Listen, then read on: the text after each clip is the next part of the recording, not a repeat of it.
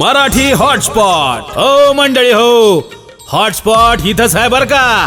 तर मग चला चॅनलला सबस्क्राईब करा आणि घंटी नक्की वाजवा. आपल्या सगळ्यांचा मराठी हॉटस्पॉट. पवित्र तो देह वाणी पुण्यवंत पवित्र तो देह वाणी पुण्यवंत पवित्र तो देह वाणी पुण्यवंत जोबदे अच्युत सर्व काळ जोबदे अच्युत सर्व काळ तयाच्या चिंतने तरतील दोषी तयाच्या चिंतने तरतील दोषी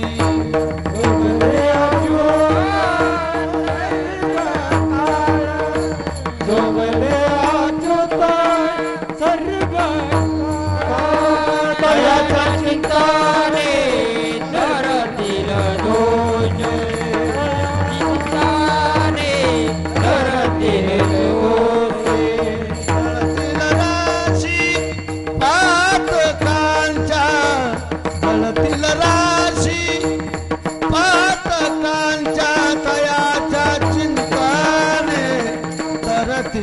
दोषी तयाच्या चिंताने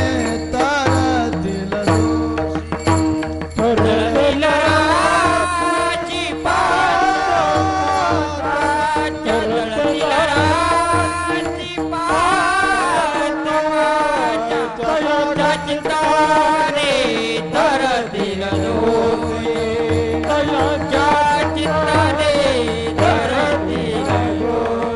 देव इच्छिराज चरणी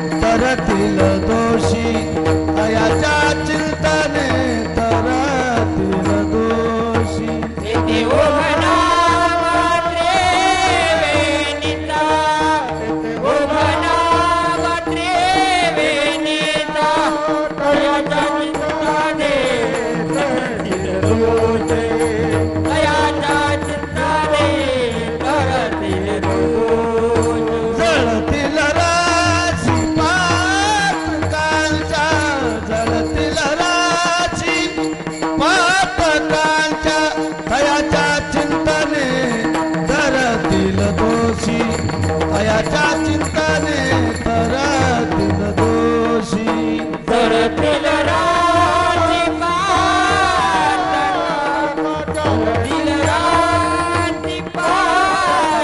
राजीपाटकाच्या दयाच्या चिंताने तरतील दोष दयाच्या चिंताने तरतील प्रभार कुमारी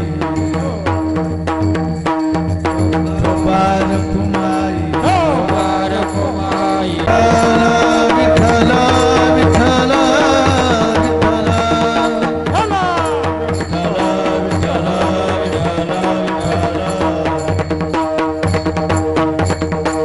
पुंडलिक वरदानी विठ्ठल देव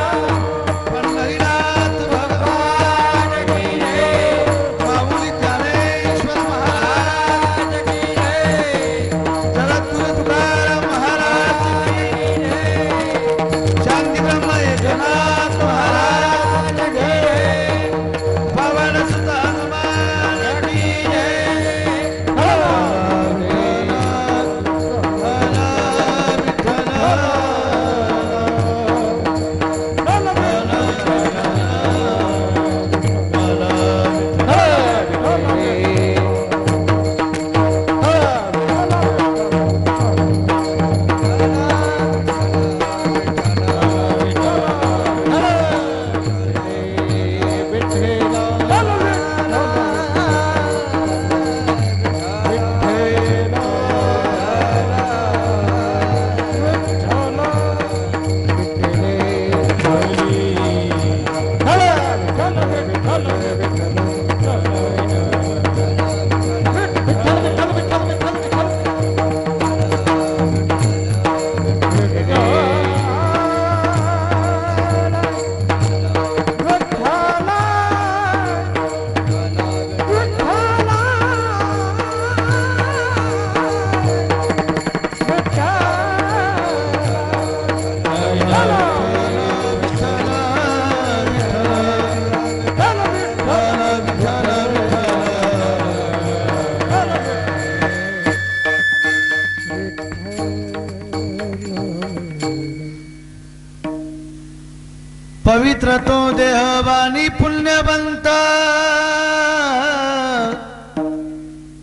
पवित्र तो देहवानी पुण्यवंत जो वदे अच्युत सर्व काळ तयाच्या चिंतने तरतील दोषी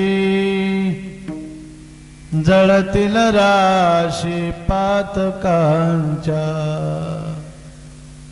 देव इच्छी रज चरणीची माती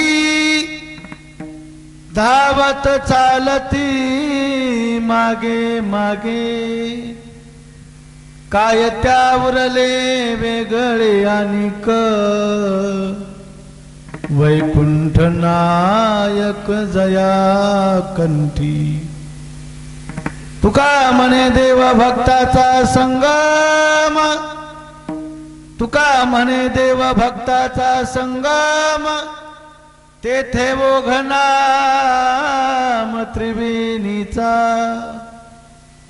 तयाच्या चिंतने तरतील दोषी जळतील राशी पातकांच्या घेऊन प्रविश माम वाची मी माम प्रसुप्ता संजीवत किल शक्तिधर स्वधाम नाम अन्य शास्त्र चरण श्रवण त्वगादीन प्राणानमो भगवते पुरुषाय तुभ्यं पांडुरंगा करू प्रथम नमः पांडुरंगा करू प्रथम नमः सरे चरण संताची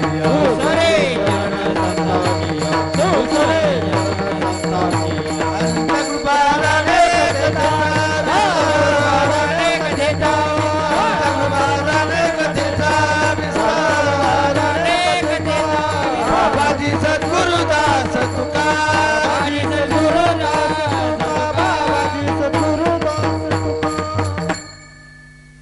ब्रह्मानंदं परमसुखदं केवलं ज्ञानमूर्तिं द्वन्द्वातीतं गगनसदृशं तत्त्वमस्यादिलक्ष्यम् एकनित्यमिर्मलमचलं सर्वदिशाचीभूतं भावातीतं त्रिगुणरहितं सद्गुरुं तन्नमामि। ओम नमो ज्ञानेश्वरा, हा ओम नमो ज्ञानेश्वरा, हा ओम नमो ज्ञानेश्वरा, नमो ज्ञानेश्वरा। करुणा करा दयाळ, करुणा करा दयाळ,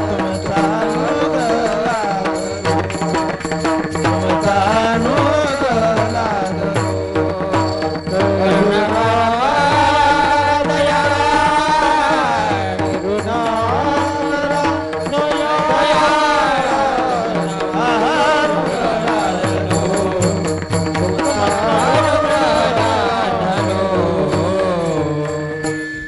जयांची केली स्मरण होय सकल विद्याचे अधिकरण, तेची वंदू श्री चरण श्री गुरूंचे ते नमस्कारो आता मस्तक हे पायावरी या वारकरी संताच्या शरण शरण हनुमंता तुम्हालो रामदूता, काय भक्तीच्या त्या वाटा मज दावया शुभता। पवित्र तो देहवानी पुण्यवंत, जो वदे अच्युता सर्व काळ, तयाच्या चिंतने तरतील दोषी, जळतील राशी पातकांच्या।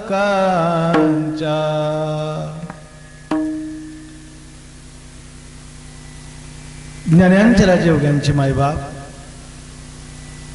ज्यांनी गीतेवरती ब्रह्मानंदाची लहर प्रगट केली, गीतालंकार नाम ज्ञानेश्वरी ब्रह्मानंद लहरी प्रगट केली वारकरी संप्रदाय।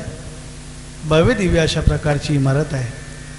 या इमारतीचा पाया जर कोणी रचलेला असेल तर ज्ञानानं, अर्थात ज्ञानोपरायण या वारकरी संप्रदायाचा पाया रचला। ज्ञानदेव रचिला पाया, उभारिले देवालया, पैठण निवासी शांतीब्रह्म एकनाथ महाराज वारकरी संप्रदायाचे खांब झाले, आधार दिला। आणि देहू निवासी श्रीमंत संत जगद्गुरु तुकाराम महाराज या वारकरी संप्रदायाचे कळस झाले, तुका झाला असे अशा कलशस्थानी विराजमान असणारे तुकोबार आहे। त्यांचा अभंग सेवेसाठी निवडलेला आहे। या अभंगाद्वारे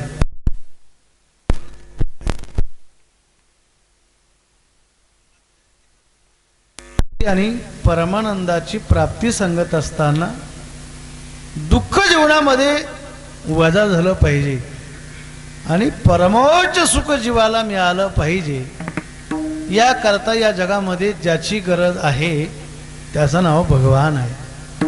आणि त्या देवापर्यंत जाण्याकरता कुठला असा मार्ग आहे की जेणेकरून आपल्याला देव जवळ करता येईल आणि देवाच्या जवळ जाता येईल, तर ते या जगामध्ये संत हे साधन सांगितलेलं आहे।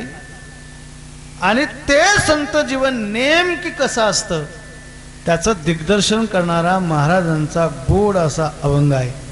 या अभंगामध्ये जगद्गुरु तुकोबाराय संतांचं महात्म्य वर्णन करत असताना, एका बाजूने त्यांचं लक्षण वर्णन करत असताना तुकोबाराय सांगतात ते संत किती श्रेष्ठ आहेत। पहिल्यांदा अभंगाचा भाव सांगून जाईल।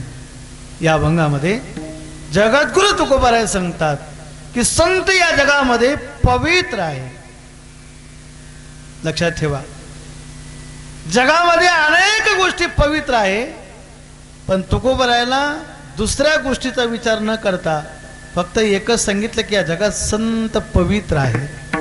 आपल्यालाही काही काही गोष्टी माहिती आहेत या जगामध्ये काय काय पवित्र आहे.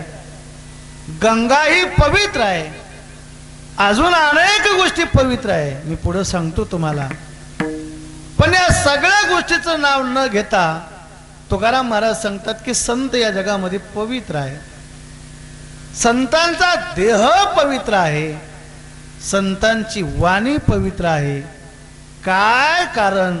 त्याचं कारण सांगत असताना महाराज सांगतात काही नाही. जो वदयाच्युत सर्व काळ परमात्म्याचं भजन केल्यामुळं या संतांची वाणी पवित्र असते, यांचा देह पवित्र असतो. असा पवित्र असणारा महात्मा, त्यांचं स्मरण जरी आपल्याला घडलं, ऐका कीर्तन, माझ्याकडे लक्ष द्या, आपल्या जीवनात काय फायदा होतो. आणि एवढ्या करता मी आजचा अभंग घेतला. तुम्ही जागी आहे ना?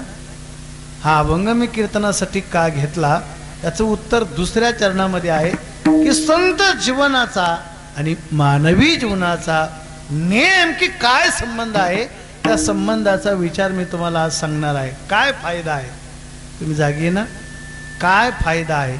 आणि मी तुम्हाला सांगू, अलीकडं माणसं ज्याचा विचार करतात त्याचं नाव फायदा आहे. बघा तुम्ही, काही जरी करायचं म्हणलं ना, लोक फायद्याचा विचार करते. काय फायदा आहे?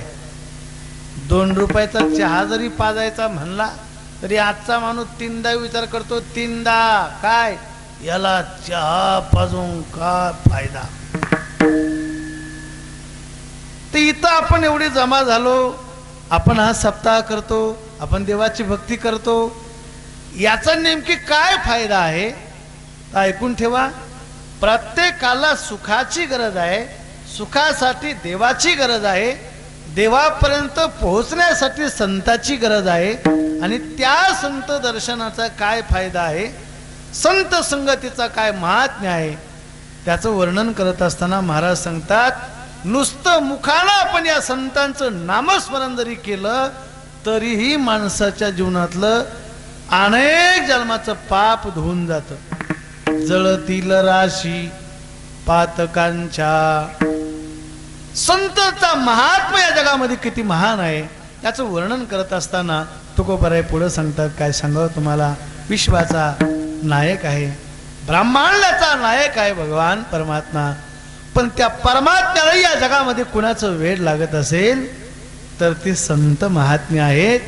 महाराज सांगतात, एवढा मोठा परमात्मा पण त्या भक्ताच्या प्रेमापोटी देवईची रज चरणीची माती, या संतांच्या रजकणाची इच्छा भगवान देखील करतो. महाराज सांगतात, देव यांच्या मागं पुढे फिरतो. कशासाठी माहितीये? यांची थोडी जरी सेवा मला मिळाली तरी खऱ्या अर्थानं मी भाग्यवान आहे. भगवान यांच्या मागं फिरतो. काय केलं यांनी? जरा ऐका कीर्तन, मन लावून ऐका. काय केलं या संत महात्म्यांनी? तुकोबराय सांगतात, काही नाही केलं. ऐकून ठेवा, कुठल्या कॉलेजला गेले नाही, कुठली PhD केली नाही, करायची गरज त्यांना नाही. बारके नाही का? आता हा साया जर काय केला असेल तर एवढाच केला, वैकुंठ नायक जया कंठी, सतत देवाचं भजन केलं, त्याचा हा परिणाम आमच्या जीवनामध्ये आम्हाला हा फायदा झाला. तुकोबराय सांगतात, देव आहे, संत आहे आणि भगवंताचं नाम आहे. असा त्रिवेणी संगम ज्या ठिकाणी येत असतो ना, त्यावेळेला त्रिवेणी संगमावर स्नान केल्या एवढं आपल्या जीवनामध्ये पुण्य पदरामध्ये प्राप्त होत असतं. आणि म्हणून आपण या संत जीवनाचं महत्त्व नेमकी काय, संतांचा नेमकी फायदा काय, संताची संगत आपण नेमकी का केली पाहिजे, या सगळ्या गोष्टीचा विचार या अभंगामध्ये जगद्गुरु तुकोबराय करतात. विठ्ठल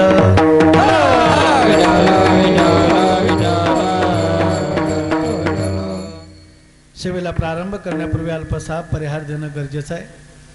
या ठिकाणी सालाबादाप्रमाणे याही वर्षी भगवान परमात्म्याच्या कृपाशीर्वादाने, साधू संतांच्या आशीर्वादाने वैकुंठवासी जयराम महाराज भोसले यांच्या कृपा आशीर्वादाने या सप्ताहाचे कुशल असे नेतृत्व मार्गदर्शक प्रेरणा की मागच्याही वर्षी महाराजांनी मला या ठिकाणी सेवा दिली होती, याही वर्षी आपल्या सर्वांच्या मार्गदर्शनानुसार उपस्थितीमध्ये महाराजांच्या उपस्थितीमध्ये कीर्तन सेवेचे योग आहे. परमपूज्य आदरणीय केदारनाथ शास्त्री महाराजांची उपस्थिती आहे. आता या ठिकाणी ज्यांची चाल आपण श्रवण केली, परमस्नेही हरिभक्तीपरायण भजन सम्राट माझे जिवलग मित्र शिवराम महाराज राऊत, अजून या कार्यक्रमासाठी ज्यांची चाल आपण आता श्रवण केली, महाराजांच्या साथीला जीवापाड प्रेम करणारे बालपणापासूनचे मित्र आणि आमचेही मित्र कान्होजी महाराज विथापे महाराजांची उपस्थिती आहे. अजून या शहरामध्ये याच परिसराचं भूषण आमचे मित्र हरिभक्तीपरायण भजन सम्राट सुदामजी महाराज आहे. युवा कीर्तनकार ज्यांच्या ठिकाणी उपस्थिती आहे अभिषेक महाराज आहे, माझे गावकरी आणि माझे मित्र हरिभक्तीपरायण युवा कीर्तनकार काका महाराज भोसने आहेत. अजून या कार्यक्रमासाठी ज्यांची उपस्थिती आहे हरिभक्तीपरायण रामेश्वर महाराज, त्यांची उपस्थिती आहे. मृदंग सम्राट हरिभक्तीपरायण मला वाटतं रामेश्वर महाराज आणि इकडनं आमचे महिला मंडळी, तुम्हालाही धन्यवाद देतो. उपस्थित सर्व महिला वर्ग, पुरुष वर्ग, तरुण मंडळी, आपल्या सर्वांच्या उपस्थितीमध्ये या कीर्तन सेवेचे योग आहे. कॉलनीतूनच नव्हे तर परिसरातूनही, बाजूच्याही परिसरातून, संपूर्ण शहरातून या ठिकाणी भाविक मंडळी कीर्तनाला उपस्थित आहे. आमचे मित्र हरिभक्तीपरायण किरण भाऊ सातारा परिसरातून महाराजांची उपस्थिती आहे. सर्वांच्या उपस्थितीमध्ये या कीर्तन सेवेचं योग आहे. मी जास्त वेळ कीर्तन करणार नाही, लवकर पण सोडणार नाही. विठ्ठल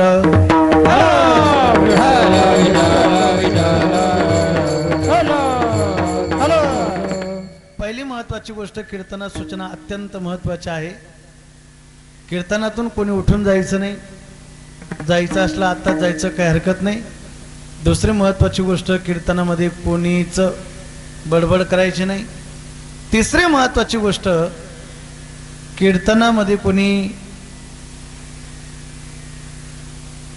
झोपायचं. ते म्हणाल महाराज तुम्हाला डोकं आहे का, आम्ही झोपायला आलो काय? आमच्याकडं आता किती सुविधा आल्यात, मोबाईल आहे, टी व्ही आहे. कोणीच माणूस 12-1 वाजेपर्यंत जोपर्यंत मोबाईल हातातून खाली पडत नाही तोपर्यंत काही माणसं झोपत नाही. पण मी तरी तुम्हाला झोपू नका असं म्हणलो, याचं कारणच असं आहे बघा. इतर ठिकाणी माणसाला झोप येत नाही, पण कीर्तनामध्ये झोप आल्याशिवाय राहत नाही.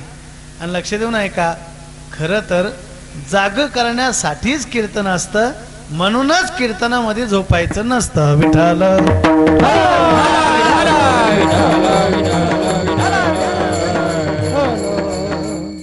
मी खोटं सांगत नाही तुम्हाला, आपला प्रत्येकाचा अनुभव आहे. काही माणसं झोपेसाठी परेशान आहे. काय केलं म्हणजे झोप येईल, गोळ्या घेतात काय, प्रयत्न काय, भरपूर प्रयत्न करतात पण झोप येत नाही. पण तुम्हाला गंमत सांगतो, कीर्तनामध्ये आलं रे आलं, या अशा माणसाला गोळीची सुद्धा गरज नाही, झोप लागल्याशिवाय राहत नाही. आता शहरामध्ये माझे बरेच कीर्तन आहेत. त्या हाडको शिडकोच्या पलीकडच्या परिसरामध्ये एक माणूस आहे, तिकडे कीर्तन असतात. पलीकडं कुठेही कीर्तन असलं की ते माणूस कीर्तनाला येतं. बरं याही ना का, मलाही काही घेणं नाही, पण आलं की पुढंच बसत आणि आल्या आल्याच झोपायला लागत. मला एक दिवस जरा राग आला. कीर्तन संपल्यावरती दर्शनाला आल्यावर मी म्हणलं, बाबा तुम्ही कुठं कीर्तनाला येता? ते म्हणे महाराज आपल्याला नादच.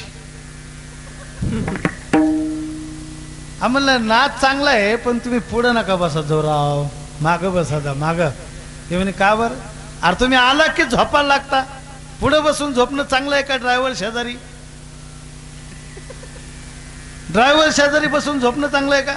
आणि तुम्ही आलं की झोपता तुम्हाला मारा. तुम्हाला कळलंच काय मग? म्हणलं काय गोळ्या घेऊन झोपेत नाही म्हणला. कीर्तनाला गेलो टपकन डोळा लागत. चला तू एक फायदाच आहे विठ्ठल.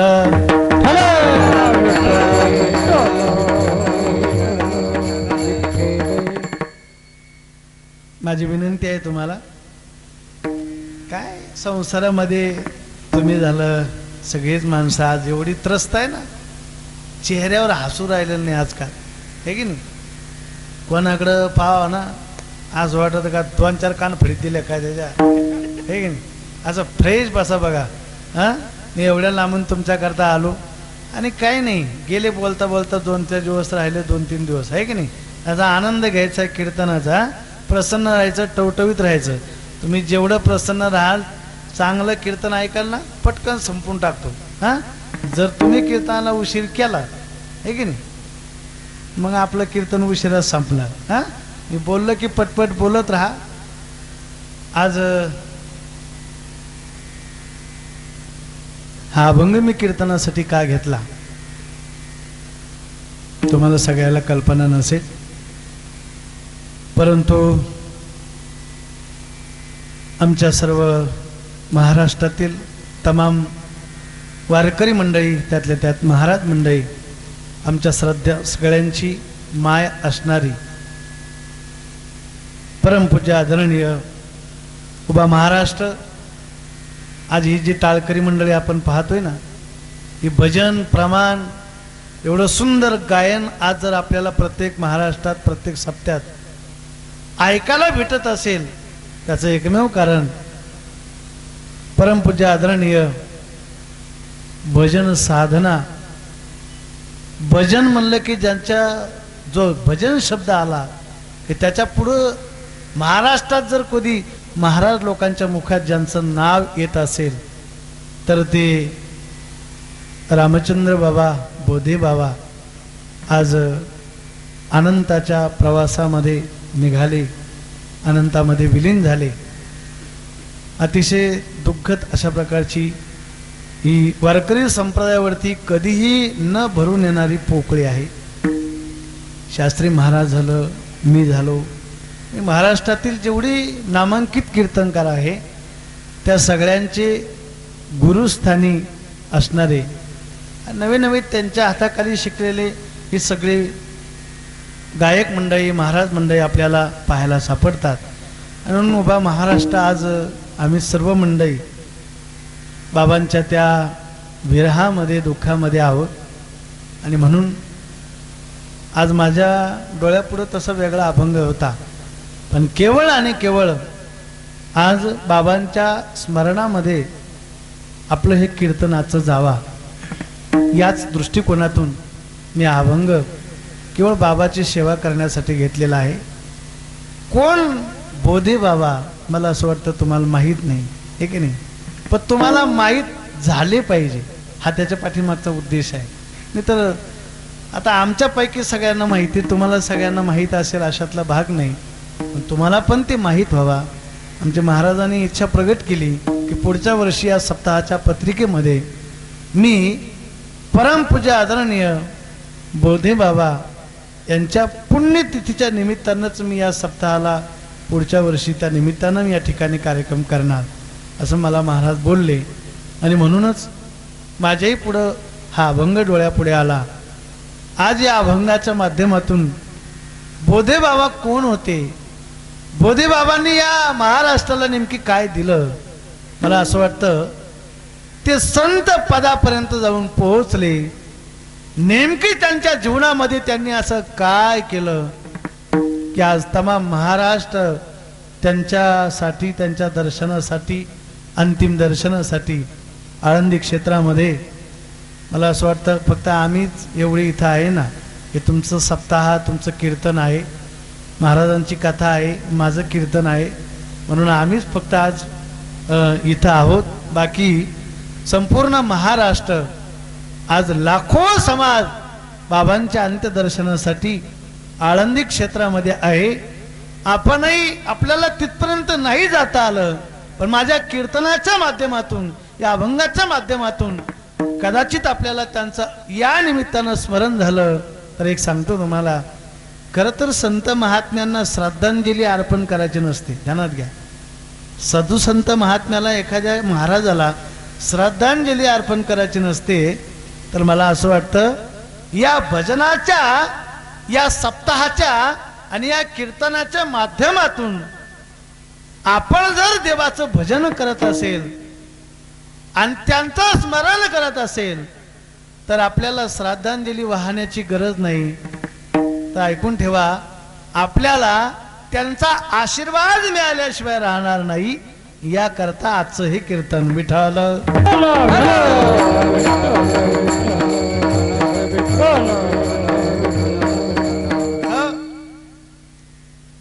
चालता चालता चालता चालता अभंग आणि बाबा अशा दोन पद्धतीने मी याचं चिंतन करणार आहे. पहिल्यांदा एक ध्यानात घ्या, आपण हे सगळं का करतोय याचा मुद्दा असा आहे, जीवनामध्ये अहोरात्र माणूस ज्याची वाट पाहतो त्याचं नाव या जगामध्ये सुख आहे. आणि त्या सुखासाठी या जगामध्ये ज्याची गरज आहे, महाराज सांगतात त्याचं नाव देव आहे. तेने बिना जीवा सुख नव्हे, हो तेने बिना जीवा सुख नव्हे, तेने बिना जीवा सुख नव्हे,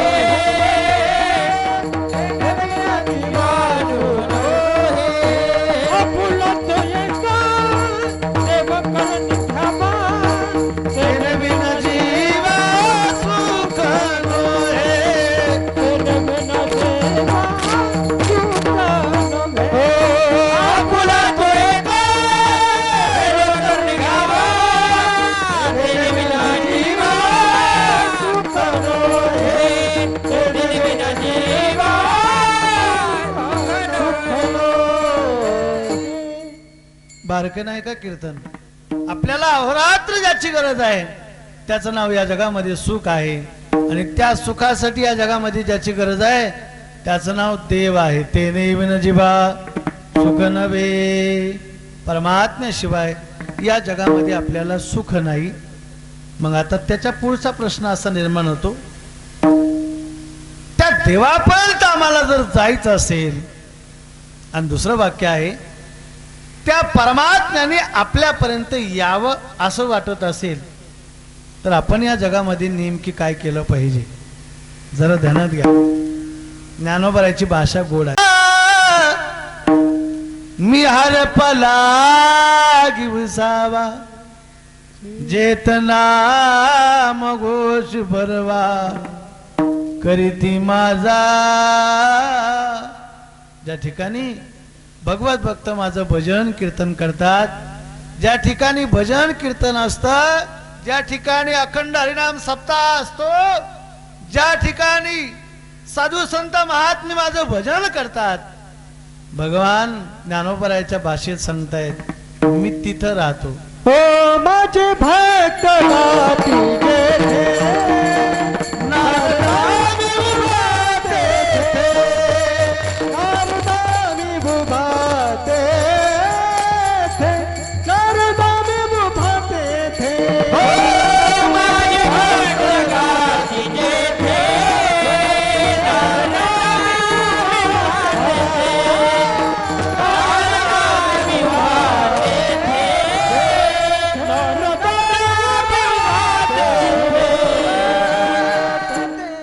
अतिशय समर्पक आणि गोड प्रमाण दिलं. नारद महर्षीने विचारलं होतं, देवा अहो तुम्हाला किती किती किती शोधलं मी, पण तुम्ही भेटायला तयार नाही, तुमचा पत्ता तर सांगा. त्यावेळेला भगवान नारदाला सांगत होते, माझे भक्त गाती जेथे, नारदा मी उभा तेथे. ज्या ठिकाणी माझे भगवत भक्त माझं भजन कीर्तन करतात त्या ठिकाणी परमात्मा असतो. आणि ऐकून ठेवा, ज्याच्यासाठी आपल्याला सुखासाठी ज्याची गरज आहे त्याचं नाव देव आहे. आणि तो परमात्मा असतो कुठं, त्याचं दिग्दर्शन मी तुम्हाला सांगत होतो की तो कीर्तनामध्ये असतो. जिथं भजन कीर्तन असतं तिथं देव असतो. आता आहे का, देवापर्यंत पोहोचण्यासाठी या जगातलं सर्वश्रेष्ठ साधन जर का असेल तर ते संत हे साधन आहे. भगवान अर्जुनाला सांगतायत, बाबा तद्विधी प्रणिपातेन परिप्रश्नेन सेवया उपदेक्षन्ति ते ज्ञानम ज्ञानिन तत्वदर्शिनः. तुम्हाला जर देवापर्यंत जायचं असेल तर या जगामध्ये साधन संत सांगितलेले आहे. मग महाराज ते संत या जगामध्ये आपल्याला कळणं गरजेचं आहे. लक्षात येते तुम्हाला कीर्तन बारके नाही का? आपल्याला ज्या साधनाला जायचं आहे तर आपल्याला ते साधन कळालं पाहिजे, चांगलं आहे का कसं आहे. एखाद्या गावाला आपण प्रवासाला निघालो, प्रवासाला जात असताना आपल्याला गाडी पाहिजे आणि त्या गाडीला ड्रायव्हर पाहिजे, बरोबर आहे की नाही? सप्ताह सुद्धा तसा होत नाही, सप्ताहाला सुद्धा ड्रायव्हर असतो, हे की नाही? म्हणजे मार्गदर्शन पाहिजे, प्रेरणा पाहिजे, कुणीतरी पुढं झालं पाहिजे. मग त्याच्या पाठीमागं लोक तयार असतात, पण कुणीतरी पुढं झालं पाहिजे. तसं प्रवास करत असताना ड्रायव्हर आहे. मग महाराज तो ड्रायव्हर कसा आहे हे आपल्याला कळालं पाहिजे. तसं संत या जगामध्ये आपल्याला कळाले पाहिजे.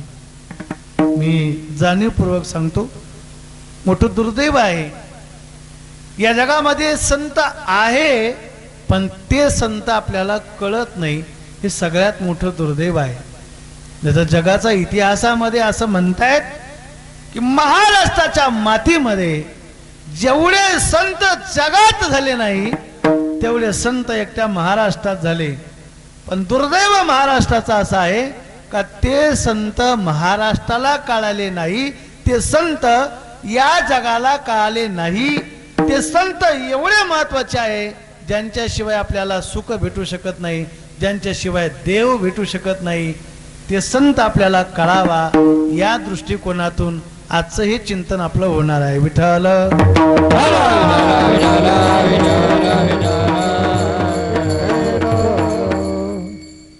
तुम्ही जर इतिहास डोळ्यापुढे आणला तर तुमच्या ध्यानात येईल, संत चरित्र जर आपण डोळ्यापुढे आणलं तर ध्यानात येईल. आहे तोपर्यंत संत या महाराष्ट्राला कळाले नाही. बघा तुम्ही, आहे तोपर्यंत संत कळाले नाही. आज ज्ञानोबराचं जर चरित्र आपण डोळ्यासमोर ठेवलं ना तर डोळ्याला अश्रूच्या धारा लागतात. का ज्ञानोबराचं चरित्र, जगाची आई ठरली माझी ज्ञानोबर आहे. लक्ष देऊ नाही का? हयात असताना ज्ञानोबराय ज्या वेळेला होते शरीर रूपाने, त्यावेळेला आळंदीतल्या लोकांना ज्ञानोबराय कळाले का? तुम्ही बोलत राहा. ज्ञानेश्वर महाराज जर कळाले असते तर सगळ्यांना इतिहास माहिती, चरित्र माहिती आहे. ज्ञानोबराय 4 वर्षाच्या चिमुकल्या मुक्ताबाईनं सांगितलं होतं, दादा मला भूक लागली, काहीतरी खाण्यासाठी घेऊन या. ज्ञानोबरायनं झोळी घेतली. संपूर्ण आळंदीमध्ये ज्ञानोबराय भिक्षा मागण्यासाठी गेले, मधुकरी मागण्यासाठी गेले. पण काय दुर्दैव आहे, कुणाही आळंदीकरांना ज्ञानोबरायची दया आली नाही. निराश होऊन झोपडीकडे परतत होते. जवळ आल्यानंतर मुक्ताबाईला असं वाटलं, नक्कीच माझ्या ज्ञानदादानं मला खाण्यासाठी काहीतरी आणलं पाहिजे. आणि म्हणून आनंदित चेहरा मुक्ताबाईचा झाला. ज्ञानोबरायनं तो चेहरा पाहिला आणि डोळ्याला धारा लागल्या. ज्या समाजासाठी आम्ही अवतार धारण केला तो समाज जर आम्हाला खायला द्यायला तयार नसेल तर आमचा जगून काय फायदा आहे. ज्ञानोबराय झोपडीमध्ये गेले, दरवाजा बंद केला आणि डासा ज्ञानोबराय रडायला लागले. महिला मंडळ ध्यानात ठेवा. पण असं म्हणताय, माणूस ज्या वेळेला संकटामध्ये पडत असतो त्यावेळेला आधार देणारी घरातली महाराज ती आदी माया शक्ती, ती स्त्री शक्ती असते. आमच्या मुक्ताबाईंना ज्ञानोबाला आधार दिला. माऊली, तुम्ही जगाचे आई आहात आणि तुम्ही रडतायत. तुम्हाला माहितीये का या जगामध्ये योगी कोणाला म्हणतात? साहे अपराध जनाचा योगी पावन मनाचा संत तोची जाना जगी दया क्षमा जाच अंगी लोभ अहंता नये मना जगी विरक्त तुची जाना. 4 वर्षाच्या चिमुकल्या मुक्ताबाईनं ज्ञानदादाला सांगितलं, दादा, जगाचे अपराध पोटात घालण्याची ज्याची ताकद आहे त्याला तर संत म्हणतात. ज्याच्याकडे दया आहे, ज्याच्याकडे क्षमा आहे. तुम्ही रडताय. ऐका, मला काय सांगायचंय. पोटाला अन्न दिलं नाही ज्ञानोबरायला.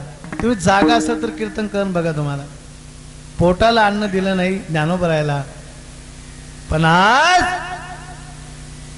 त्यांचं नाव जरी घेतलं ना, लाखो समाज ज्ञानोबराय तुकोबरायांच्या सोहळ्यामध्ये आहे, पण लाखो समाजामध्ये एक पोट असं दाखवा की त्याच्यामध्ये एखादा उपवासी आहे. जाऊन बघा कधीतरी वारीमध्ये. एवढा समाज आहे पण एकही माणूस उपवासी राहत नाही.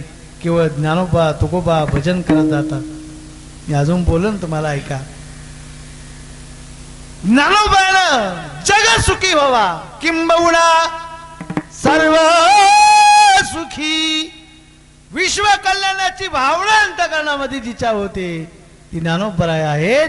पण सांगू तुम्हाला, ज्ञानोबरायला ज्ञानेश्वरी जगाकरता प्रदान करत असताना तुम्हाला माहित नाही, पण उपवासी पोटानं पोटात काही नसताना ज्ञानोबरायनं ती ज्ञानेश्वरी सांगितली. तुम्हाला सांगू का, आज पंचपक्वान्नाचं जेवण असतं आमच्या महाराज लोकांना. आम्ही जेवण केल्याशिवाय कीर्तन करत नाही. ऐका, आम्ही भरल्या पोटानं ते ज्ञान सांगतोय. पण ज्ञानोबरायनं उपवासी पोटानं जगाला ज्ञान दिलं. ते संत का आले का? जगाच्या इतिहासामध्ये आणि महाराष्ट्राचं अजून एक नाव निघतं. श्रीमंत संस्थान जर कुठलं असेल तर महाराष्ट्रामध्ये शिर्डीचं संस्थान आहे, साईबाबाचं. पण तो फकीर हयात असताना, साईबाबा हयात असताना होते तोपर्यंत असं म्हणतायत की दिवाळीला दिवा लावण्यासाठी लोकांनी त्यांना तेल दिलं नाही. काय दिलं नाही? तेल दिलं नाही, तेल दिलं नाही.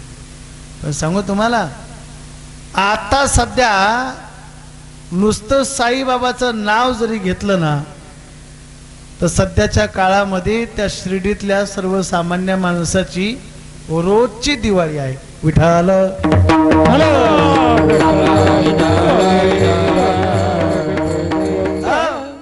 ते संत आपल्याला कळाले पाहिजे, याच्याकरता मी तुम्हाला बोलतोय. साधू संत महात्म्य या जगामध्ये किती श्रेष्ठ आहे, किती महान आहे. त्या संतांचं श्रेष्ठत्व नेमकी काय आहे हे आपल्याला कळत नाही. आणि ते आपल्याला कळावं याकरता या सगळ्या गोष्टीचा विचार करत असताना, ऐका, जगद्गुरु तुकोबराय आधी करून साधू संत महात्म्यांनी या संतांचं गुणगौरव केलं. यांच्या आमच्यावरती एवढे उपकार आहे, एवढे उपकार आहे. देवापर्यंत घेऊन जाण्याचं काम आणि देवाला आमच्यापर्यंत आणण्याचं काम, एवढे मोठे उपकार आहे. जीवही अर्पण केला तरी या संतांचे उपकार फिटणार नाही. काय द्यावे त्याशी वावे उतराई, ठेवी तो हा पायी जीव थोडा. जीवही अर्पण केला तरी या संतांचे आमच्यावरती उपकार फिटणार नाही. एवढे मोठे उपकार या जगामध्ये साधू संत महात्म्याचे आमच्यावरती आहे. महाराज, ते संत या जगामध्ये आपल्याला देवापर्यंत घेऊन जातात. एवढे उपकार आपल्यावरती या जगात कोणाचे असू शकत नाही.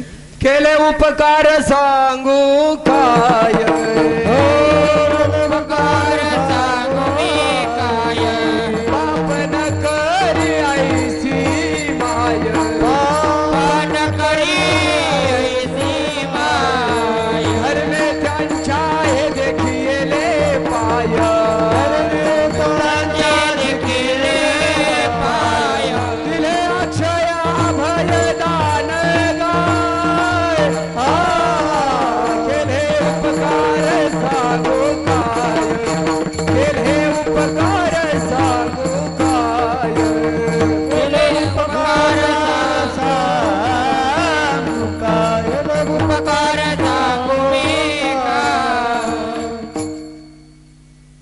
मायबाप जे उपकार आपल्याला करू शकत नाही त्याही पेक्षा हजारो पटीने या संतांचे उपकार आपल्यावरती आहे ते जे आपल्याला देत असतात. ऐका जरा, कधी न सरणारे आहे. ज्ञानोबरायानं आपल्याला ज्ञानेश्वरी दिली, पारायण आपल्याकडे होते ना, ज्ञानेश्वरी आपल्याला दिली. ज्ञानोबरायानं समाधी घेतली, पण आजपर्यंत ज्ञानेश्वरी आहे. जगद्गुरु तुकोबाराय वैकुंठाला गेले, पण आजही तुकोबाराय गाथ्याच्या रूपानं आहे. शांती ब्रह्म एकनाथ महाराज रामायणाच्या रूपानं आहे, भागवताच्या रूपानं आहे. न सरणारं दान आहे.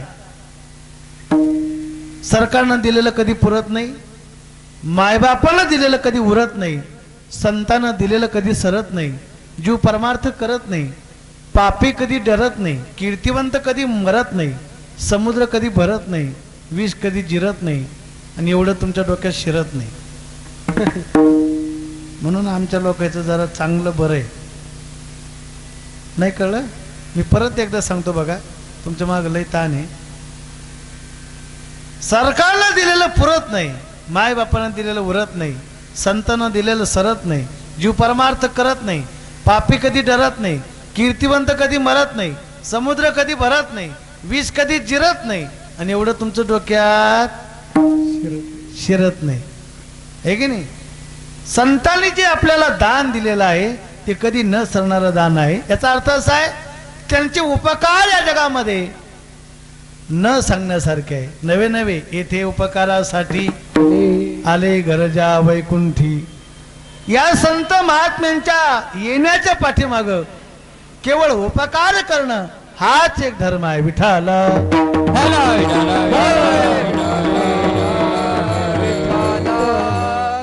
जगाच्या कल्याणा संतांच्या विभूती देह कष्टवेती परोपकारे. बस एवढं तुम्हाला कळलं तरी पुष्कळ झालं. एका शब्दात मी परत सांगून जाईन, संत कोणाला म्हणतात कळलं तर बघा. माझे बाबा सांगायचे, बस एवढं सांगतो. अभंगाची पार्श्वभूमिका मी तुम्हाला मांडतोय. संत नेमक्या जगामध्ये कोणाला म्हणतात, अनेक व्याख्या संतांच्या बाबतीत केलेल्या आहे, त्यात मी वेळ घेत नाही. पण माझे बाबा सांगायचे, संत त्याला म्हणतात देवाला ज्यांच्यासाठी रडावं त्यांना संत असं म्हणतात. ऐका तुम्ही, गंमत आहे. आपण गेल्यानंतर लोक रडतात, बरोबर आहे का? तुम्ही झोपले का? तुम्ही काहीच बोला ना, आपले काय भांडणं झाले का काय? मला सांगा, माणसं कधी रडतात? बोला ना. हा, माणूस मेल्यानंतर माणसं रडतात, बरोबर आहे बाबा? बोला ना, बोला ना, बरोबर आहे का? माणूस मेल्यानंतर माणसं रडतात, खरं आहे का? हा, खरं आहे का? मग किती लोक रोज मरतात, तुम्ही कधी रडता? सकाळी, संध्याकाळी, झोपायच्या टायमाला रडता कधी? तुम्ही सांगितलं की आता माणूस कधी रडतो? माणूस मेल्यानंतर माणूस रडतो. तर मग रोज लोक पेपरला मारतात, तुम्ही पाहत नाही का? अमुक अमुक गावाला एवढे एवढे अपघातामध्ये मेले, तुम्ही कधी रडले? माणूस कधी रडतो? मेल्यावर रडतो. माणसं मेली की माणसं रडतात, बरोबर आहे का? बोलत राहा, जवळच्या माणसाने बोललं पाहिजे. हा, बरोबर आहे की नाही? मग रोज किती लोक मरतात? ते कोणा मोजी किती क मरतात? आता कोल्हापूरला महापुरामध्ये किती लोक गेले? भरपूर लोक गेले. तुम्ही किती तास रडले? रडले. ऐका जरा मला काय सांगायचं. माणूस मेल्यावर माणसं रडत नाही हो. माणसं कधी रडतात माहिती आहे तुम्हाला? कधी रडतात? जेव्हा त्याचं आपलं काहीतरी नातं असतं तेव्हा रडतात. बरोबर आहे की नाही? एखादा माणूस जातो तेव्हा अंत्यविधीच्या त्या प्रसंगामध्ये, अंत्ययात्रेमध्ये रडण्याचे स्वर ऐकायला येत असतात. स्वर, पण त्याच्यात फरक असतो बघा. आता ध्यान द्या. जवळचे माणसं, एखादी व्यक्ती जायला असेल तर त्यातला एक बाई एवढ्या मोठ्यानं रडत असते तर बसलेली माणसं त्याच्यावरून अंदाज घेतात. आता बोलत राहा. काय अंदाज घेतात? ज्या अर्थी एवढा मोठा आवाज आहे, नक्की हिचा कोण असला पाहिजे? बोला बोला बोला. तुम्हाला नाही माहिती? इथं माणसं मरत नाही काय? माणसं मरत नाही इथं. हिचा कोण असला पाहिजे? पती. पती असला पाहिजे, नवरा असला पाहिजे. बरोबर आहे. त्याचा खालोखाल थोडासा आवाज कमी असतो, लोक त्याच्यावरून अंदाज घेतात, हा चुलत बहीण असं.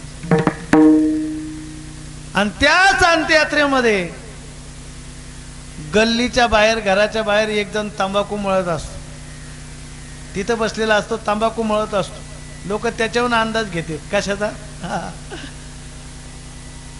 ड्रायव्हर असं. म्हणजे याचा आणि याचा काही संबंध नाही. जरा ध्यानात घ्या. काही माणसं गेले, घर रडतं. काही माणसं गेले, गल्ली रडते. काही माणसं गेले, गाव रडतं. काही माणसं गेले, तालुका रडतो. काही माणसं गेले, जिल्हा रडतो. काही माणसं गेले, ऐका कीर्तन, तुम्ही कधीच नाही ऐकलं असं कीर्तन सांगणार आहे. काही माणसं गेले, देश रडतो. काही माणसं गेले, जग रडतंय. पण माझे बाबा सांगायचे, अरे जगाला रडलं यात काय आश्चर्य आहे? जगाच्या बापाला रडावं. असं माणसानं जीवन जगलं पाहिजे. विठ्ठल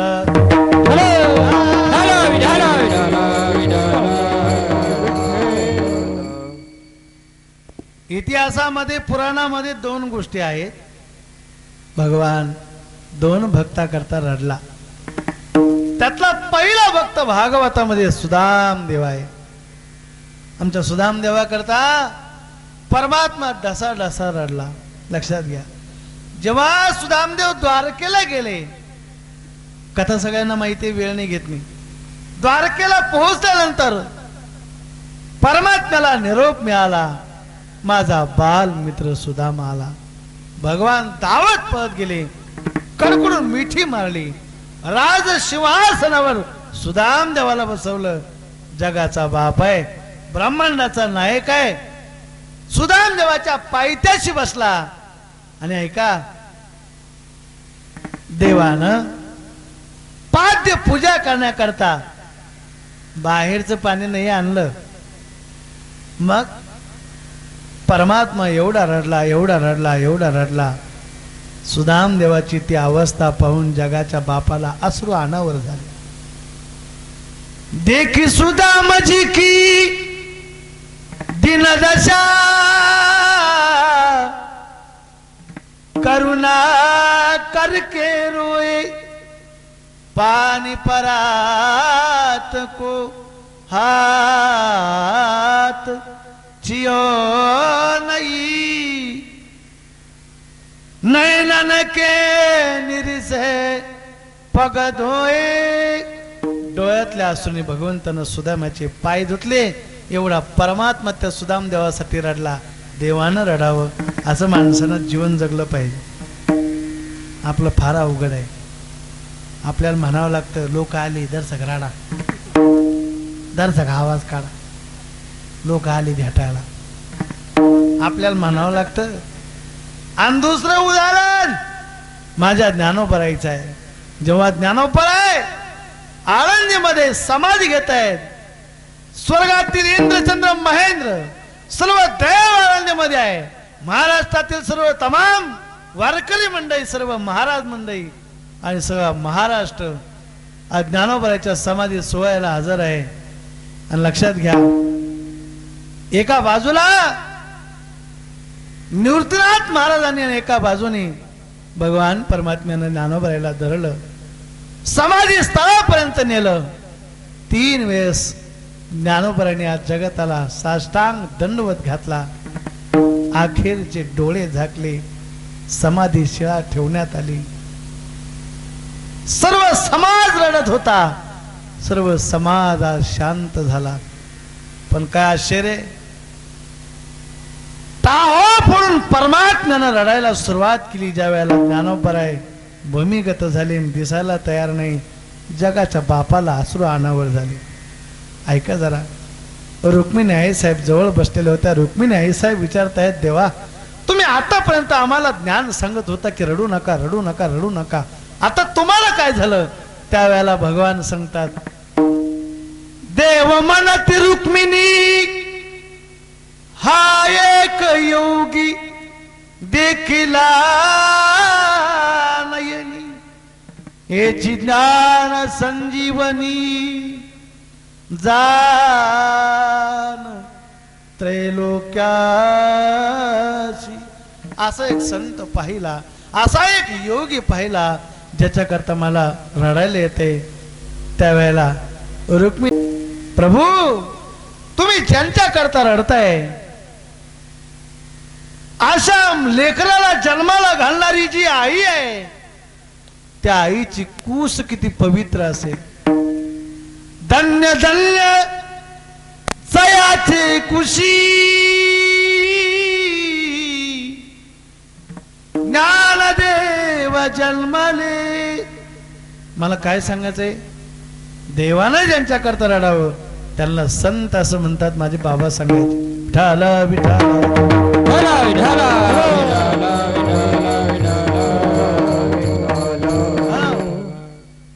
ते संत या जगामध्ये कुणाला म्हणतात याची व्याख्या मी तुम्हाला करत होतो. अनेक पद्धतीनं चिंतन करता येतं. देवानं ज्यांच्यासाठी राहावं ते संत आहेत. महाराज या संतांचा महात्म्य वर्णन करत असताना जगद्गुरु तुकोबराय सांगतात, पवित्र या जगामध्ये, पवित्रामध्ये पवित्र जर कोण असेल तर या जगातले अत्यंत पवित्र जर कोण असेल तर आजच्या कीर्तनात ध्यानात ठेवा, या विश्वात अपवित्राला पवित्र करण्याची ताकद जर कोणामध्ये असेल तर ते संत जीवन आहे. ध्यानात घ्या, साधू संत महात्म्यांचं जीवन एवढं पवित्र आहे. वास्तविक पाहता शरीराची उत्पत्ती ही अपवित्र शरीरामधून झाली, परंतु आमच्या साधू संत महात्म्यांनी या विश्वामध्ये अद्भुत अशा प्रकारची क्रांती केली. अपवित्र शरीराला पवित्र करण्याची ताकद आमच्यामध्ये आहे. महाराज सांगतात, या संतांचे जीवन का पवित्र आहे त्याचं कारण जगद्गुरु तुकोबराय अभंगाच्या पहिल्या पवित्र तो देह, पवित्र तो देह मागे पुण्यवंत, पवित्र तो देह, पवित्र तो देह मागे. टाळी टाळी हा पवित्र तो देह, पवित्र तो देहावानी पुण्यवान, पवित्र तो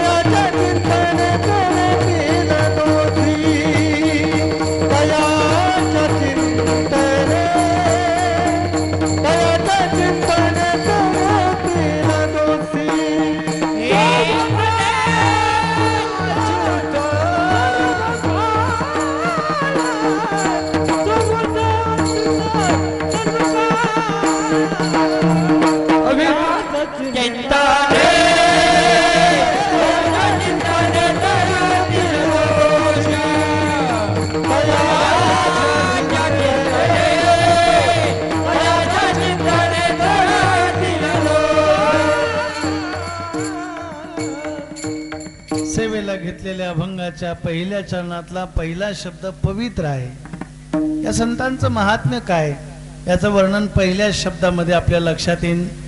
चांगले ऐकणारे लोक आहेत. पवित्र, जगात पवित्र काय? भरपूर काही पवित्र आहे या जगामध्ये. पशुमध्ये गाय पवित्र आहे.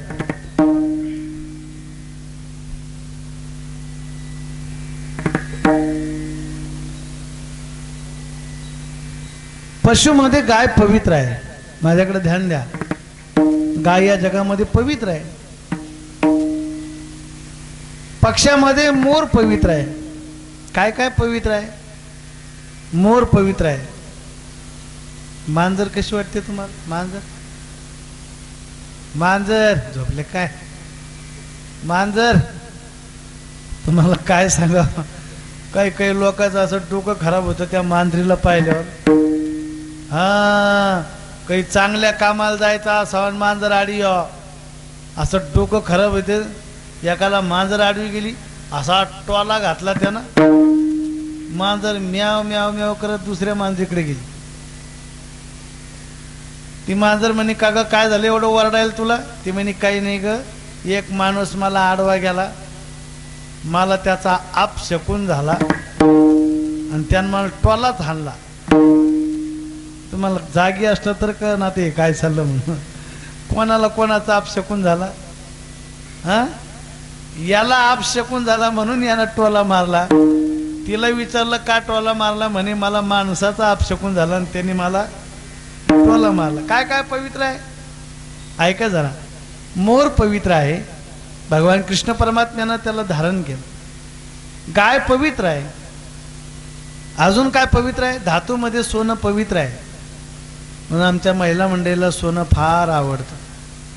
झोपल्या का तुम्ही? आमच्या महिला मंडळीला सोनं इतकं आवडतं, इतकं आवडतं, इतकं आवडतं. माझे बाबा सांगायचे, बाईच्या जातीला सोनं एवढं आवडतं,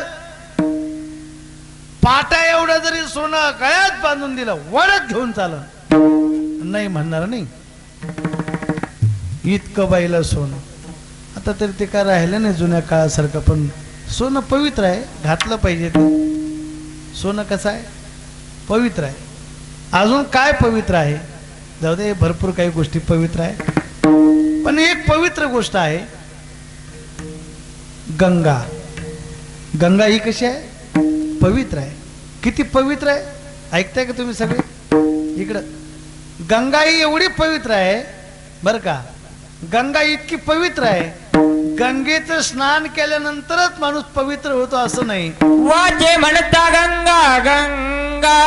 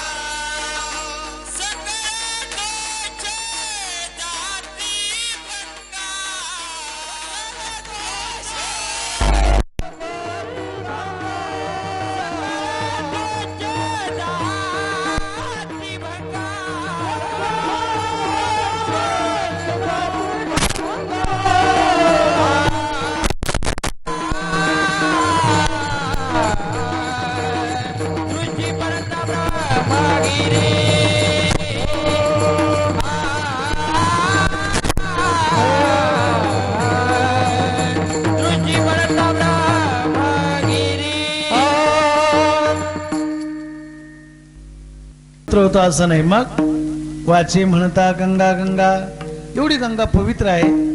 महाराज तुम्हाला माहिती की नाही काय माहिती? आपण ज्या देशात राहतो ना, पवित्र ते कुळ, पावन तो देश, जेथे हरीचे दास जन्म घेती.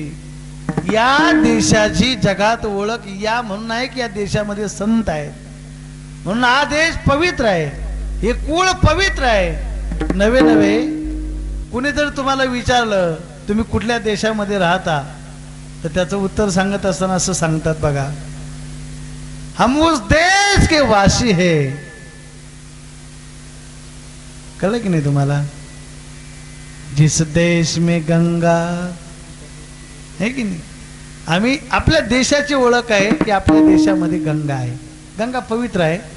पण जाऊ द्या, तीर्थाच्याही ठिकाणी जे पाप जात नाही किंवा तीर्थाला सुद्धा पवित्र करायचं असेल तर ज्यांच्याकडे यावं लागतं ना ते संत महात्मे आहेत. म्हणून पवित्र एवढा शब्द चाललाय आपला आतापर्यंत.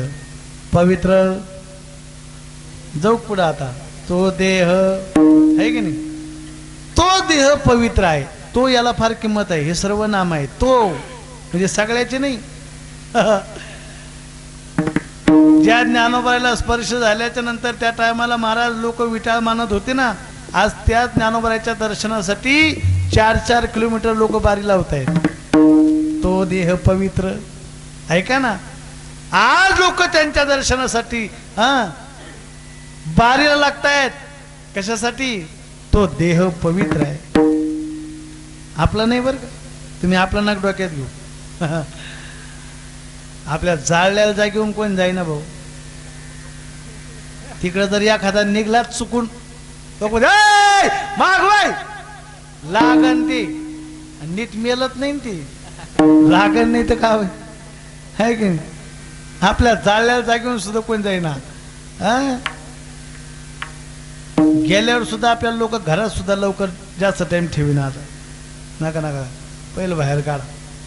लेकरं भ्यायला लागलेत म्हणे आहे की नाही. निर्धनात का मला काय सांगायचं आहे. आणि त्यांचा देह पवित्र आहे. आता पुढं चालतो. वाणी पवित्र. वाणी सुद्धा कशी असली पाहिजे? पवित्र असली पाहिजे. देहही पवित्र आणि वाणीही पवित्र. या दोन गोष्टी आहेत बरं का. काही लोकांचा देह पवित्र आहे तर वाणी पवित्र नाही. काही लोकांची वाणी पवित्र आहे तर देह पवित्र नाही. असा मेळ बसतो का बघा बरं. बऱ्याच वेळेला असं होत असतं की नाही. देव सगळ्याला सर्व काही देतच नाही. हे कधी पण ध्यानात ठेवा. आजच्या कीर्तनामध्ये बरीच बुळबुळ बुळबुळ आपल्या घरामध्ये पण चालू असते. सगळं झालं पण हसत नाही झालं. सगळं झालं हसत नाही झालं. डोक्यातून काढून टाका. आजचं कीर्तन ऐकल्यावर घरी गेल्यावर आणि पक्क लिहून ठेवा. काय? देव सर्वांना सगळं देतच नाही. हे की नाही. वाटतं फक्त माणसाला हा सुखी आहे आणि तो सुखी आहे. हा सुखी आहे आणि तो सुखी आहे. एक वाक्य सांगतो तुम्हाला. कबीर महाराज सांगतात, जो देखे सो दुखिया बाबा. तुम्ही झोपले का? जो देखे सो दुखिया बाबा. याचा मराठीत अर्थ होतो, तुम्ही ज्याच्याकडे पाहाल त्यो या जगात कसा आहे. बोला बोला. कसा आहे? दुःखी आहे. बरोबर आहे की नाही. तुम्ही ज्याच्याकडे पाहाल तो या जगात कसा आहे? दुःखी आहे. तर मग आता तुम्ही सगळे कोणाकडे पाहता?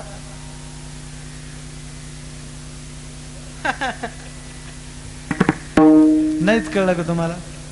जो देखे सो. तुम्ही ज्याच्याकडे पाहाल त्यो या जगात कसा आहे आणि तुम्ही कोणाकडे पाहता? मी कोणाकडे पाहतो. आणि तुमचा नंबर आहे ना त्याच्यामध्ये. माझ्याकडे काय पाहता? लक्षात घ्या. या जगामध्ये आपण महाराज पाहाल ती सगळी माणसं दुःखी आहे. फक्त आपला भ्रम आहे. असं वाटतं माणसाला हा सुखाचा भास आहे. हा सुखी आहे तो सुखी आहे. जगाच्या इतिहासामध्ये कबीर महाराज सांगतात सगळीचे सगळे दुःखी आहे.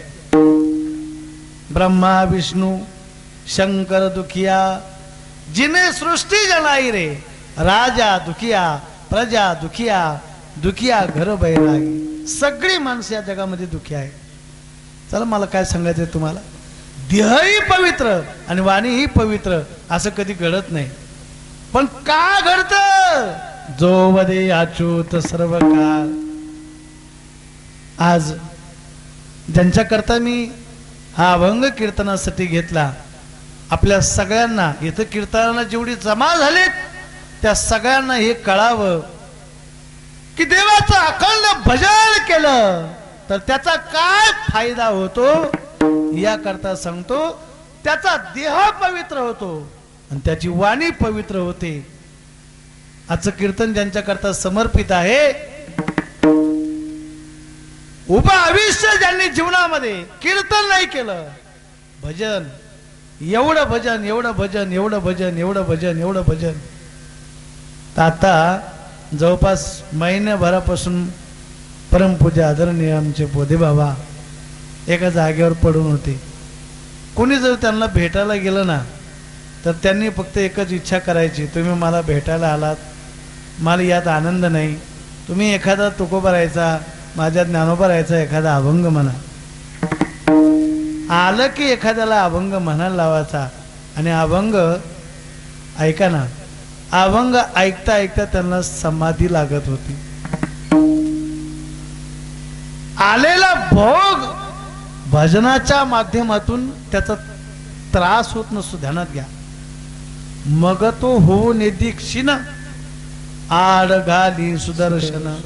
क्षीण या शब्दाचा अर्थ भगवान त्याचा त्रास होऊ देत नाही, हे त्यांना कळतं महाराज. सर्व काळ या शब्दाचा अर्थ होतो रात्रंदिवस भजन केलं. राम कृष्ण हरी विठ्ठल केशवा मंत्र हा जपावा कधी मधी. हे आपलं आहे, त्यांचं तसं नाही. जो भजे अच्युत सर्व काळ भजन करत होते. अखंड खंडेना जीवन राम कृष्ण नारायण. अखंड खंडेना जीवन सारखं भजन करत होते. जाण्यापूर्वी 2 दिवसापूर्वी बाबांनी इच्छा केली होती, म्हणजे काल इच्छा केली होती की मला एकदा, आता मी जाणार आहे, साधूला मरण कळत असतं, मी जाणार आहे पण एकदा मला पंढरपूरला घेऊन चला. पण बाबांची इच्छा ती अपूर्ण राहिली. म्हणजे काय पांडुरंगाचं दर्शन केलं नाही असं नाही, उभं आयुष्य त्यांनी देवाच्या चरणी समर्पित केलं होतं आमच्या बाबांनी. एवढं भजन, एवढं भजन. अहो देवाच्या चरणी म्हणल्यापेक्षा तुम्हाला सांगू का, याचा अभंग त्याच्यासाठी घेतला. अहो भगवान त्यांच्या चरणाजवळ होता, त्यांना काय देवाकडे जायची गरज होती. वाणी एवढी पवित्र होती महाराज. काही जरी म्हणायचा प्रयत्न केला तरी त्यांच्या मुखामधून ते शब्द, ते सूर कानाला मनाला मोहून टाकणारे होते. ध्यानात घ्या. हजारो गायक, हजारो कीर्तनकार उभ्या महाराष्ट्राला ज्यांनी दिले ते परमपूज्य आदरणीय बोधे बाबा आहेत. जेवढं बोलेल तेवढं कमी आहे, मी त्यांचं वर्णन काय करणार आहे. पण या अभंगाच्या माध्यमातून सांगतो, त्यांचा देह पवित्र आहे, त्यांची वाणी पवित्र आहे. काय कारण आहे महाराज मंडळी. जो वदे अच्युत सर्व काळ रात्रंदिवस त्यांनी देवाचं भजन केलं, त्याचा हा परिणाम. आमचा देह पवित्र आहे आणि आमची वाणी पवित्र आहे. संत त्याला म्हणतात असं आजच्या कीर्तनात ध्यानात द्या. त्याची संत ज्यांचा हे ज्यांचा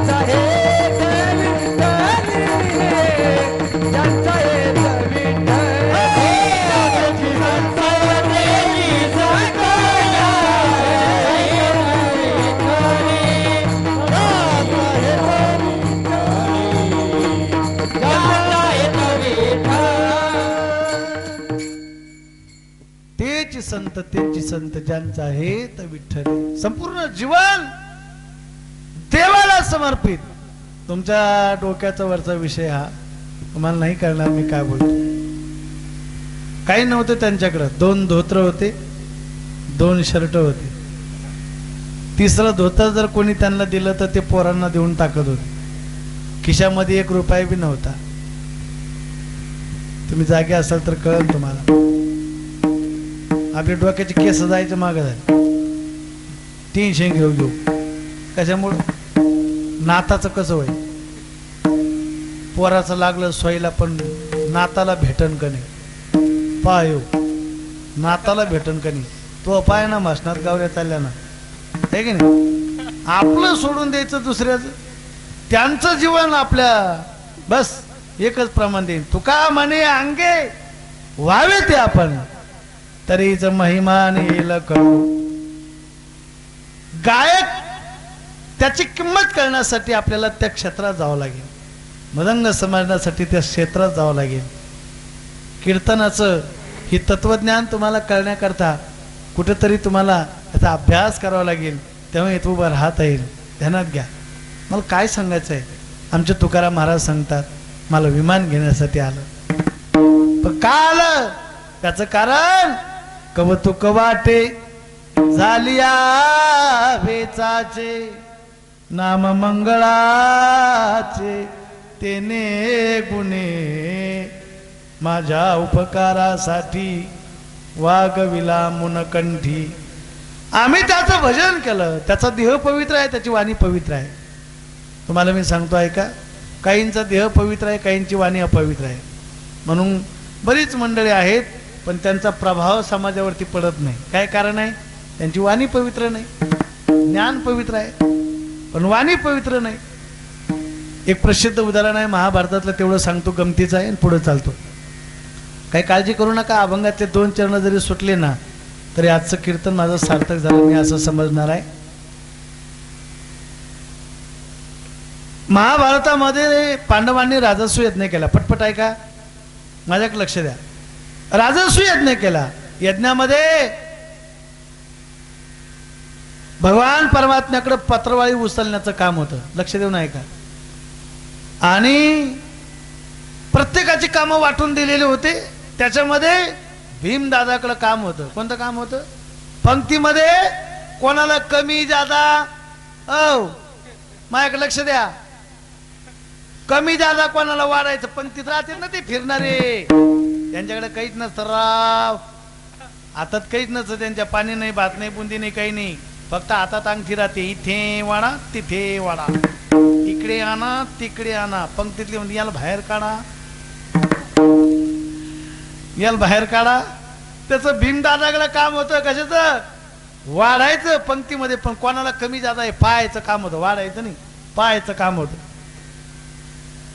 पंक्तीमध्ये यज्ञाला आलेले सगळे ब्राह्मण होते. भीमदादा गदा घेऊन, गदा गदा गदा घेऊन हिंडायचं ते.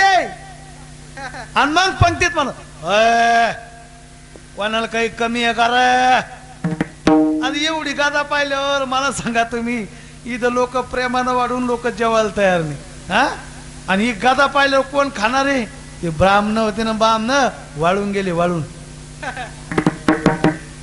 अगरबत्ती छाप ढेरीच कमी झाली त्यांची. देवानं विचार केला, एवढं गावरान तुपाची पंगत आणि ही बामणं का वाळली? मग लक्षात आला हा भीमाचा पराक्रम आहे. देव म्हणला त्याला अक्कल शिकवावं लागेल, तुम्ही माझ्याकडे ध्यान द्या. पटपट सांगतोय, डबल सांगणार नाही. इकडे भीमार बोलून घेतलं. का भानगडे देवा? काही नाही, एक ऋषी म्हणले आपल्याला त्याला पंक्तीला जेवायला बोलावं लागत, त्याच्याशिवाय यज्ञ पूर्ण होत नाही, सफल होणार नाही. आणि चला म्हणले कोणाला बोलायचं. घेतलं बरोबर भीमाला आणि एका अरण्यामध्ये नेलं. ऐका, तिथं शरभंग नावाचे ऋषी होते. नाव लक्षात राहील, शरभंग नावाचे ऋषी होते. त्यांची वाणी एवढी पवित्र होते पण त्यांच्या शरीराचा दुर्गंध येत होता, घाण वास येतो.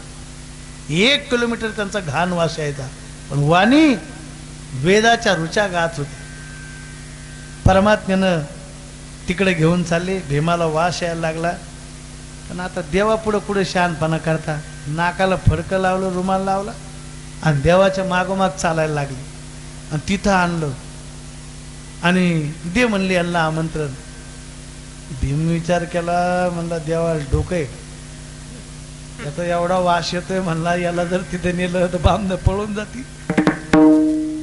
पण दिला आमंत्रण. म्हणले महाराज आमच्याकडे यज्ञ चालू आहे आणि तुम्ही यज्ञाला जेवायला आले पाहिजे, आमची आग्रहाची विनंती आहे. त्या साधूनं सांगितलं, भीमा ऐक, अरे माझ्या शरीराचा दुर्गंधी वास येतोय, मी इथूनच आशीर्वाद देतो, तुमचा यज्ञ सफल होईल.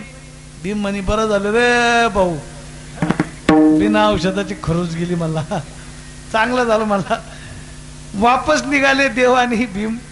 अर्ध्या रस्त्यात आल्यावर भीमाच्या डोक्यात आलं, पावर का तुम्ही, काही काही लोकांना घेण्या देण्याची उचापात. अर्ध्या रस्त्यात आल्यावर भीमाच्या डोक्यात आलं. भीम म्हणलं देवा हा तुम्ही त्याचं थांबा. म्हणे काय मी त्यांना. भीमाच्या मनात आलं त्याची वाणी एवढी पवित्र होती पण त्याचा एवढा घाण का वास येत होता. एकदा विचारूनच पाहू. तुम्ही ध्यान द्या माझ्याकडे. विचारूनच पाहू म्हणलं एकदा. आणि म्हणून गेला परत भीम विचाराला. आणि परत गेल्याच्या नंतर भीमानं विनंती केली. म्हणले महाराज माफ करा पण एक विचारू. म्हणले काय.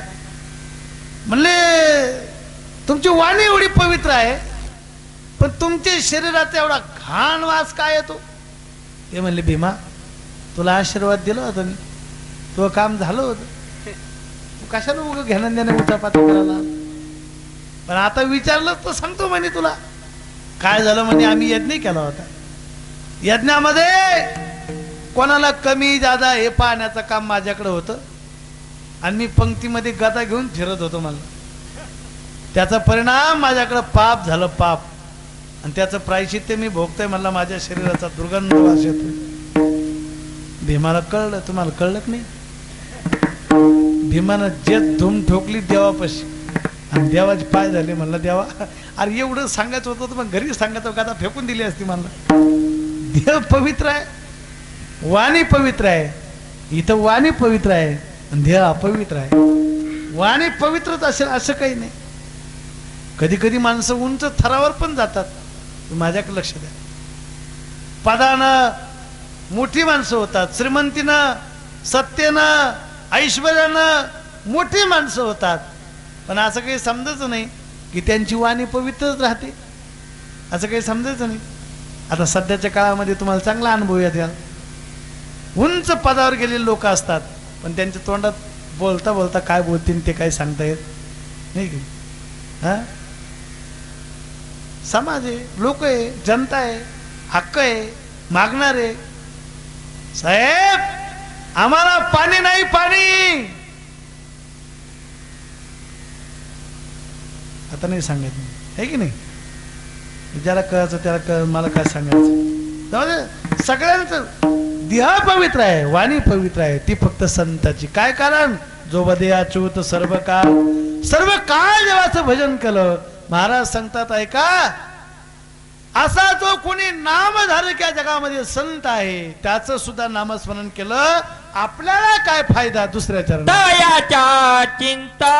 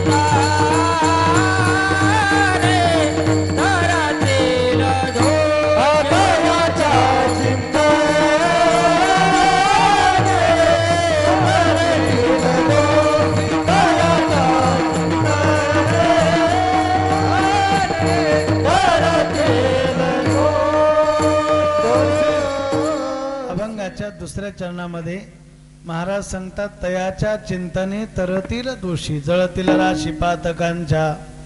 ऐका गंगा पवित्र आहे पण गंगा ही मलिन होत असते आणि गंगेला सुद्धा पवित्र करण्यासाठी जिथे यावं लागतं ना ते संत आहे. म्हणून संपलं माझं कीर्तन. एक 5 मिनिटाच्या आत मी सेवा संपवणार आहे. फक्त म्हणलं ना ऐका 5 मिनिटं. महाराष्ट्राचा इतिहास आहे महाराष्ट्राचं भूषण आहे जगाचा बाप आजही भीमेच्या तटावरती पंढरपूरला आहे. याचं एकमेव कारण काय असेल तर पुंडलिकाचं पूर्वचरित्र डोळ्यापुढे आणा. आई बापाच्या गळ्याला दोरी असं पहिलं चरित्र आहे. बायकोच्या सांगण्यावरून आई बापाला घराच्या बाहेर काढून दिलं, पण फिरण्यासाठी म्हणून काशीराय गेला. तेव्हा तिथं बघितलं गंगा जमुना सरस्वती 3 नद्या एका ऋषीचक्र आल्या स्त्रीच्या रूपामध्ये. काळकुट्ट 3 स्त्रिया आल्या, पण आश्रमातून बाहेर पडताना त्या तेजपुंज झाल्या. विचारलं कोण आहेत? पुंडलिकाला संशय आला. तुम्ही जाताना मलिन होतात, आता एवढ्या तुम्ही तेजपुंज का झाल्यात? त्यावेळेला त्यांनी सांगितलं, अरे आम्ही नद्या आहोत, आम्ही गंगा आहोत. तुझ्यासारखे पापी ज्या वेळेला आमच्यामध्ये स्नान करतात आम्ही मलिन होत असतो, पण आम्हाला पवित्र होण्याकरता या साधू संतांच्या सानिध्यात यावं लागतं, म्हणून इथं आम्ही आलो. पुंडलिकाला पश्चाताप झाला. घरी गेला, आपल्या आईवडिलांना घेऊन एवढी सेवा एवढी सेवा एवढी सेवा एवढी सेवा एवढी सेवा. ऐका ना, भगवान पुंडलिकासाठी प्रसन्न झाला आणि अजूनही विटेवरती उभा आहे. याचं एकमेव कारण जर का असेल ना तर लक्षात ठेवा, हे आई बापाच्या सेवेचं फल आहे. नाच्या कीर्तनात मला असं वाटतं एवढं जरी तुमच्या लक्षात आलं तरी भरपूर झालं. पुंडलिकानं आई बापाची सेवा केली, आजही भगवान विटेवरती उभा आहे. त्या काळामध्ये एकच पुंडलिक होता, आता घराघरात पैदा झाले आहे की नाही, पण देवाला आणणारे नाही, आई बापाला घरातून बाहेर काढणारे. त्यानं काढून दिलं, पण एवढी सेवा केली की जगाचा बाप पंढरपूरला आला. ना मला पुढं सांगायचं आहे, पवित्राला सुद्धा पवित्र करण्याची ताकद, अपवित्राला पवित्र करण्याची ताकद ज्यांच्यामध्ये आहे. महाराज सांगतात ते संत आहे. म्हणून पहा, जळतील राशी पातकांच्या. आता एक मला वाटतं 2-4 दिवस झाले असेल, भारताचे आद्य कवी ठरणारे महर्षी वाल्मिक अर्थात वाल्या कोळी, ऐका त्याचं पूर्वचरित्र. एवढं पाप हाना मारा ठोका एवढं ज्याला माहिती होतं, एवढं पाप त्याच्या हातून झालं होतं.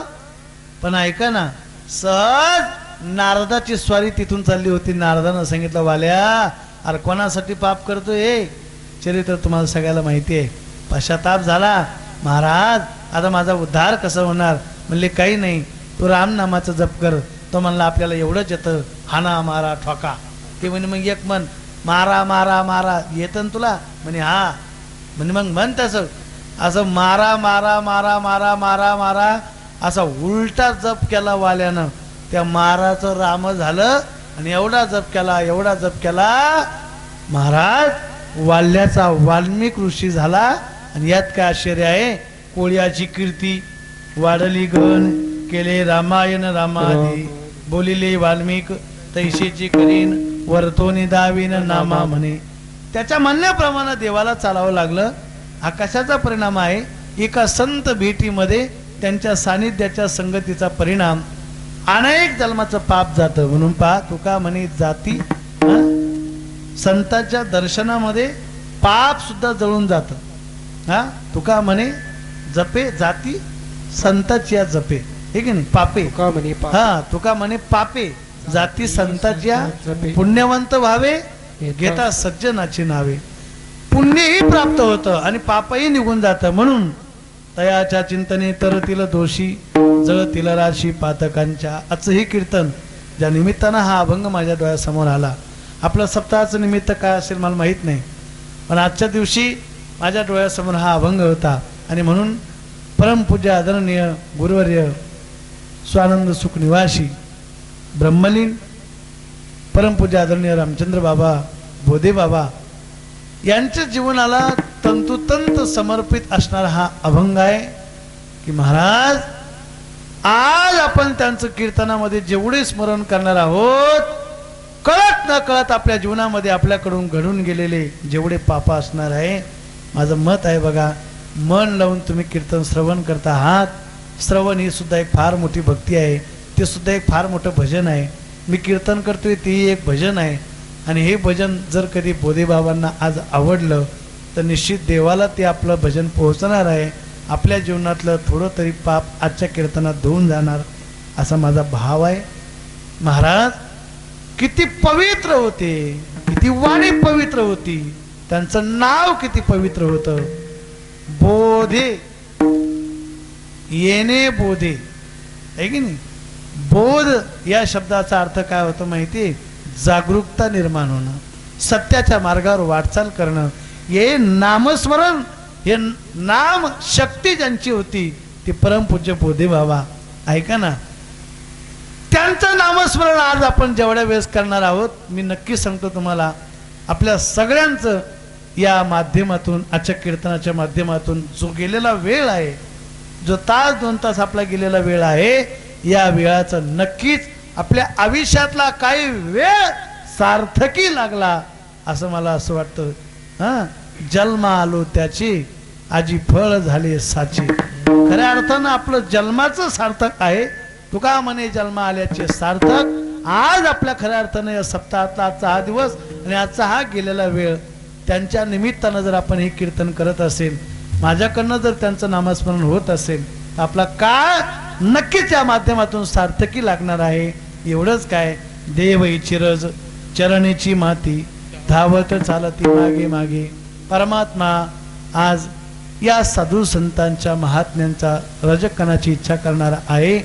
काही नाही केलं त्यांनी, काय त्या उरली वेगळे आणि वैकुंठ नायक जया कंठी. सतत देवाचं नामस्मरण त्यांनी अखंड मुखामध्ये केलं.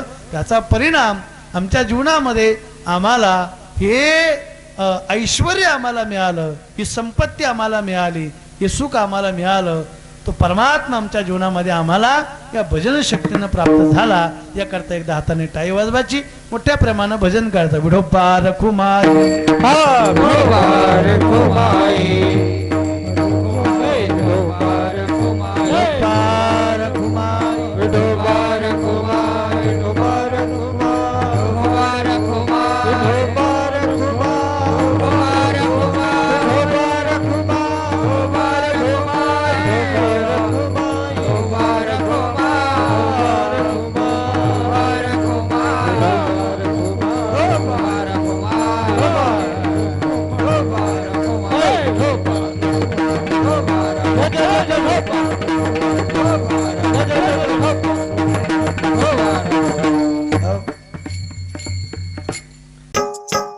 मराठी हॉटस्पॉट. हो मंडळी हो, हॉटस्पॉट इथंच आहे बर का. तर मग चला, चॅनलला सबस्क्राईब करा आणि घंटी नक्की वाजवा. आपल्या सगळ्यांचा मराठी हॉटस्पॉट.